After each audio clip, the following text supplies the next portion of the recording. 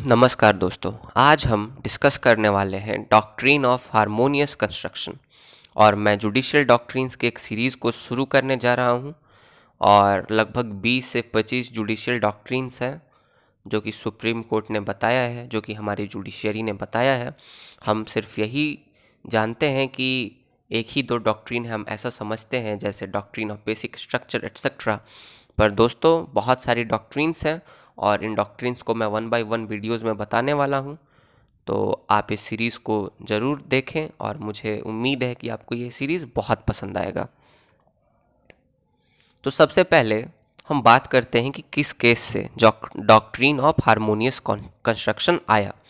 तो दोस्तों हम जानते हैं सुप्रीम कोर्ट के पास एडवाइजरी जुरिडिक्शन है, अर्थात जो हमारे प्रेसिडेंट हैं according to article 143 of Indian constitution, president किसी भी मैटर को सुप्रीम कोर्ट के पास भेज सकते हैं और सुप्रीम कोर्ट से एडवाइस ले सकते हैं।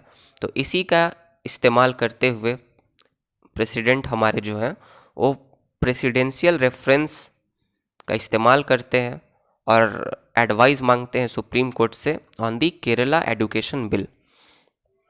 और यहीं से इस डॉक्ट्रिन का जन्म होता है, ओरिजिन होता है। तो इस डॉक्ट्रिन के ओरिजिन को समझने के लिए मैं ये मान के चलता हूँ कि आपको जुडिशियल रिव्यू आता है। तो अगर जिन्हें जुडिशियल रिव्यू आता है वो वीडियो को 2 मिनट आगे फॉरवर्ड कर दें, और जिन्हें नहीं आता उनके लिए मैं बताता हूँ। तो जुडिशियल रिव्यू, जुडिशरी के पास पावर है to limit the legislature of the political system. जो हमारे विधायिका है, मतलब जो हमारा लेजिस्लेचर है, उस पर प्रतिबंध लगाने के लिए, उस पर कुछ रिस्ट्रिक्शंस लगाने के लिए ये जुडिशियल रिव्यू हमारे पास है।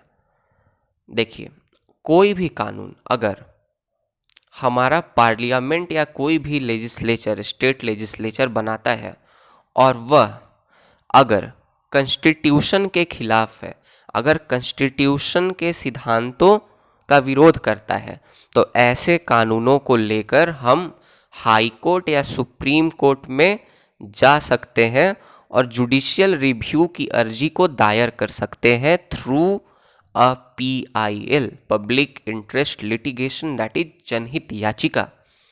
और सुप्रीम कोर्ट उस कानून को देखेगा कि यह कॉन्स्टिट्यूशन के खिलाफ है या कॉन्स्टिट्यूशन के प्रिंसिपल के अकॉर्डेंस है।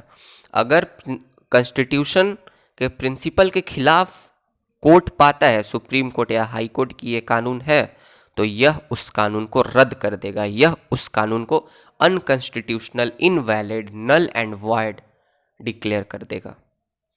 तो दोस्तों ये होता है जुडिशियल रिव्यू। तो जो हारमोनियस कंस्ट्रक्शन का डॉक्ट्रिन है, इसी में यूज़ होता है, 2 इंस्टेंसेस में यूज़ होता है। थ्रू जुडिशियल रिव्यू, जब हमारी जुडिशियरी वैलिडिटी ऑफ लॉ को जांच करती है, एनी लॉ, कोई भी लॉ। और दूसरा इंस्टेंस होता है जब हमारी जुडिशरी ऐसे कानून की जांच कर रही है, ऐसे लॉ को जांच रही है जो कि DPSP के प्रावधानों को लागू करने की कोशिश कर रहे हैं, लेकिन फंडामेंटल राइट को वायलेट कर रहे हैं। तो इन दोनों जगहों पे हम डॉक्ट्रिन ऑफ हारमोनियस कंस्ट्रक्शन का इस्तेमाल करते हैं। मतलब जुडिशियल रिव्यू के दौरान in determining the validity of law we are using doctrine of harmonious construction. तो दोस्तों, according to the doctrine of harmonious construction, the provision of any law should be interpreted wholly and not in isolation। मतलब आप किसी भी कानून के किसी भी प्रावधानों को अकेले उसकी व्याख्या नहीं कर सकते। आप पूरे तरह से, पूर्ण रूप से, संपूर्ण रूप से आप उन प्रावधानों की व्याख्या करें। जैसे मान लीजिए अगर एक कानून है जो कि DPSP के प्रिंसिपल्स को लागू करने की कोशिश करता है, तो आप उस कानून को, अगर अकेला उस कानून को देखेंगे तो यह आपको संविधान के खिलाफ लगेगा। क्यों संविधान के खिलाफ लगेगा? क्योंकि ये फंडामेंटल राइट्स को वायलेट कर रहा है। एग्जाम्पल है सब। तो आपको क्या करना पड़ेगा, आपको ये देखना होगा कि ठीक है ये कानून फंडामेंटल राइट्स को वायलेट तो कर रहा है, लेकिन साथ ही साथ ये डीपीएसपी को भी लागू करने की कोशिश कर रहा है। तो आपको दोनों के बीच में बैलेंस बनाना होगा। तो अगर सिंपली हम लोग समझें, according to the doctrine of harmonious construction, the judiciary take law as valid at first instance.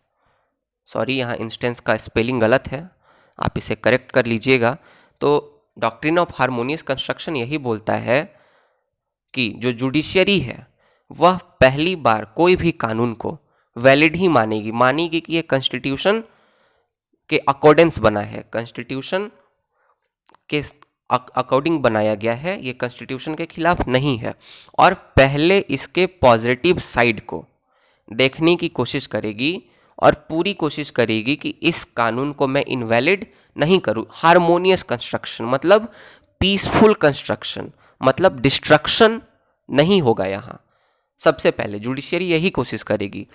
और जुडिशियरी अगर पॉजिटिव साइड्स को अगर देखने में नाकामयाब हो जाती है, अगर पूरे कानून की व्याख्या के दौरान अगर जुडिशियरी अंतिम में कोई भी पॉजिटिव साइड को अगर नहीं देख पाती, तो अंतिम में इस लॉ को जो जुडिशियरी है वह invalid, null and void declare करेगी। हाँ, लेकिन according to the doctrine of harmonious construction, पहली नज़र में जो हमारी न्यायपालिका है किसी भी कानून को किस रूप से देखेगी कि यह संविधान के जो नियम है उसके अनुसार है, उसके खिलाफ नहीं है।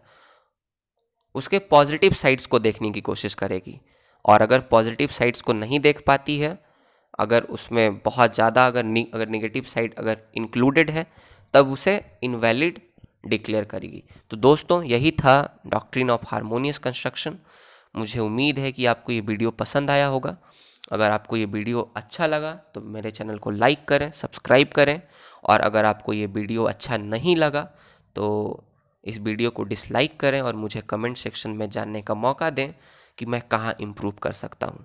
धन्यवाद दोस्तों।